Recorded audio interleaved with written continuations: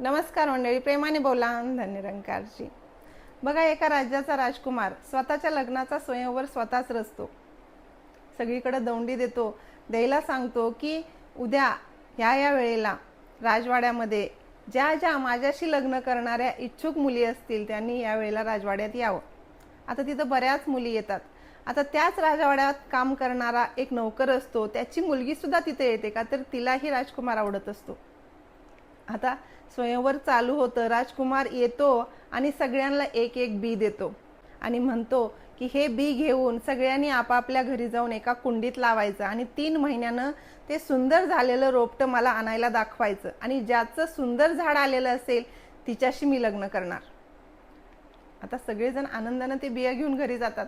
आता जी नोकराची मुलगी असते, महिना झालं तरी तिचं बी उगवलेलं नसतं म्हणून ती टेन्शनमध्ये असते. खूप चांगल्या माळ्याकडे जाते, विचारते काय झालं असेल, खत टाकते, सगळं काही करते, पण ते बी उगवतच नाहीत. 3 महिने झालेही तरी तिचं बी उगवलंच नाही. आता स्वयंवराचा दिवस आला, ठरलेला दिवस आला.